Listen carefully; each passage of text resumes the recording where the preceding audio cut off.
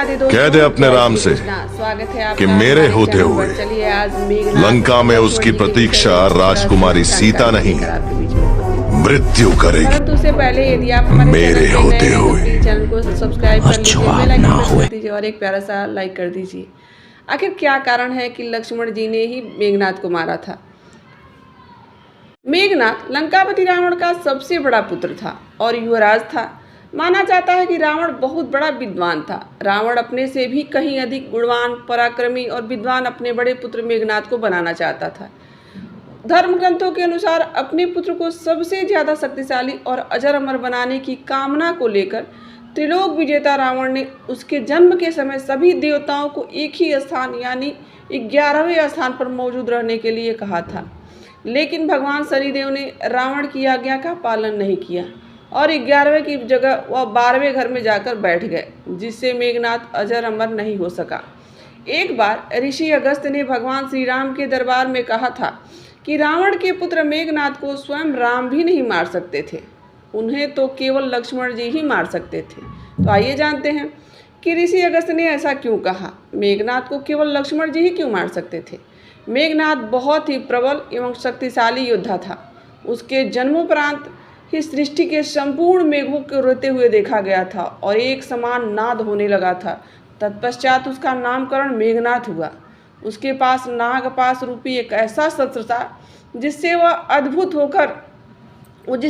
अदृश्य होकर राम लक्ष्मण सहित पूरी सेना पर भी बादलों के पीछे छुपकर वार कर सकता था। वह भली भांति जानता था कि संसार में किसी भी साधारण मनुष्य के हाथों उसका वध संभव ही नहीं है। धर्म और धर्म के बीच के युद्ध की समाप्ति के उपरांत भगवान श्री राम के राज्याभिषेक में सम्मिलित अनेक तपस्वी ऋषि मुनि आदि भगवान राम से जब मिलने आए व आशीर्वाद देने पर आए, वहाँ पर उपस्थित सभी में उसी में से मुनि अगस्त्य ने प्रभु श्री राम से कहा कि राम, आपने रावण कुंभकर्ण को मारा तो अति दुर्बल थे, लेकिन अधिक विषाद संग्राम लक्ष्मण ने मेघनाद से किया था। मेघनाद का वध सबसे ज्यादा विषम था। गुरु के वचनों को सुनकर प्रभु श्री राम भी अचंभित हो गए थे, क्योंकि वे मेघनाद की प्रबलता व उसके वरदान से अनभिज्ञ थे। तभी अगस्त्य मुनि उन्हें पूरी बात विस्तार से बताते हुए कहते हैं कि मेघनाद विश्व का एकमात्र ऐसा योद्धा था जिसके पास समस्त दिव्यास्त्र थे। तीनों महाअस्त्र, ब्रह्मा, नारायणास्त्र और महादेव का पशुपति अस्त्र भी था। उसे वरदान प्राप्त था कि उसके रथ पर रहते हुए कोई भी उसे परास्त नहीं कर सकता था। इसी कारण उस समय संसार में केवल यही एक योद्धा था जिससे अति महारथी होने का स्तर प्राप्त होता था। उसने स्वयं भगवान रुद्र के युद्ध की शिक्षा प्राप्त की थी और समस्त शास्त्र प्राप्त किए थे। उसकी शिक्षा प्राप्त होते ही रुद्र यानी भगवान शंकर ने स्वयं भी कहा था कि इसे संसार में कोई भी पराजित नहीं कर सकता है, किंतु उसका वध केवल लक्ष्मण जी के ही हाथों संभव था। महर्षि के मुख से ऐसी बात सुनकर, मेघनाद का ऐसा वर्णन सुनकर भगवान राम विस्मित रह गए और बोले कि लक्ष्मण निसंदेह महाप्रचंड योद्धा हैं और उनके पास भी विश्व के सारे दिव्यास्त्र थे, किंतु उसे पशुपति अस्त्र का ज्ञान नहीं था, जिसका ज्ञान सिर्फ मेघनाद को ही था। फिर भी लक्ष्मण किस प्रकार से मेघनाद का वध करने में सफल हो गए? आप ऐसा क्यों कह रहे हैं कि लक्ष्मण ही केवल उसका वध कर सकते थे? इस पर अगस्त्य मुनि ने कहा कि आपका कथन सत्य है। जितने दिव्यास्त्र मेघनाद के पास थे उतने ही लक्ष्मण जी के पास भी थे, किंतु मेघनाद को एक वरदान प्राप्त था। एक बार देवासुर संग्राम में रावण को इंद्र द्वारा बंदी बना लिया गया। तब मेघनाद ने अपने पिता की रक्षा हेतु इंद्र को ही बंदी बना लिया और उसे लंका ले आया। इसलिए मेघनाद को इंद्रजीत के नाम से जाना जाता है। जब इंद्र को मुक्त कराने के लिए ब्रह्मा जी उसके द्वार पर जब पधारते हैं तो ब्रह्मा ने उसे एक वरदान रूपी अपेक्षा पूर्ण करने को कहा था तुम इंद्र के बदले कोई भी वरदान मांग सकते हो और उसकी प्राणों की रक्षा कर। तब वह अमर रहने हेतु उनसे एक वरदान मांगा कि मुझे वही मार सकेगा जिसने 14 वर्ष तक ना भोजन ग्रहण किया हो और ना ही किसी स्त्री का मुख देखा हो और ना ही निद्रा का आहार ग्रहण किया हो, मतलब सोया भी नहीं हो, अर्थात 14 वर्षों तक उसने कोई भी नींद और कोई न ली हो। उसके इस वरदान की मांग को पूर्ण कर ब्रह्मा जी ने इंद्रदेव को मेघनाद के कैद से मुक्त प्रदान की थी। भगवान श्री राम बोले कि मैं वनवास काल में 14 वर्ष तक नियमित रूप से लक्ष्मण के हिस्से का फल फूल देता था।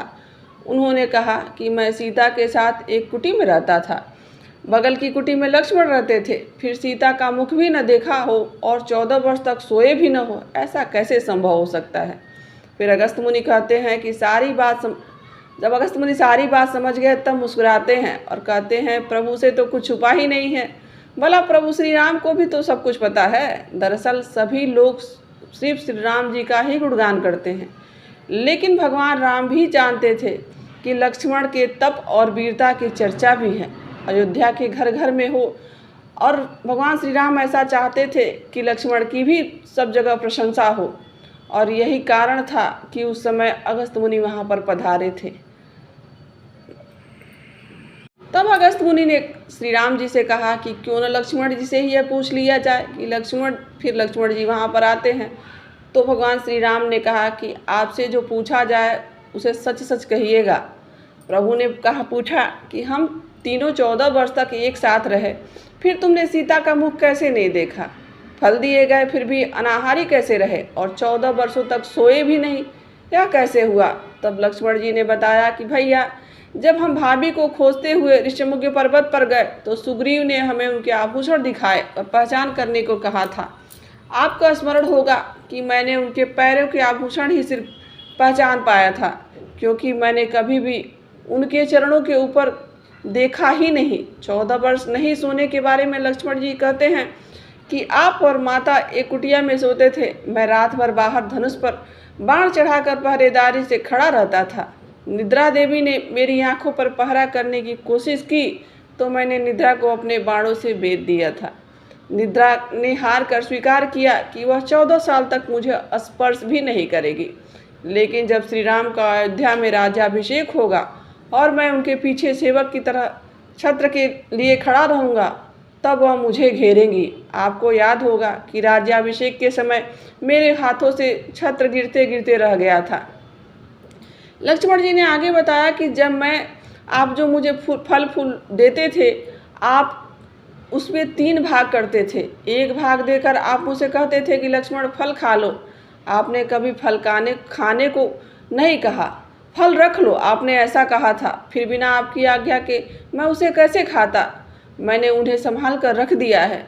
लक्ष्मण भगवान राम से कहते हैं कि मैंने गुरु विश्वामित्र के अतिरिक्त एक ही विद्या ज्ञान लिया था, उसे एक अतिरिक्त विद्या ज्ञान लिया था। इसमें बिना अन्न ग्रहण किए भी व्यक्ति जीवित रह सकता है।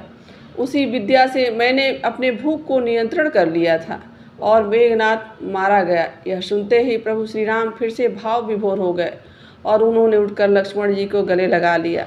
तो दोस्तों, यह है त्याग, तपस्या और भ्रातृ प्रेम का एक बहुत बड़ी मिसाल जो लक्ष्मण जी थे, जिन्होंने 14 वर्ष तक बिना कुछ खाए, बिना सोए और बिना किसी लोभ लालच के भगवान श्री राम की भक्ति की। ऐसे महापुरुष हमारे शास्त्रों में पढ़ने और जानने को मिलते हैं। तो दोस्तों, आज के लिए इतना ही। आशा करते हैं कि आपको आज की कथा अवश्य ही अच्छी लगी होगी। यदि यह कहानी अच्छी लगी तो आप हमसे अवश्य ही जुड़िए और कमेंट में जय श्री राम जरूर लिखिए। मिलते हैं किसी ऐसी जानकारी, कथा और कहानी के साथ। राधे राधे, जय श्री कृष्णा।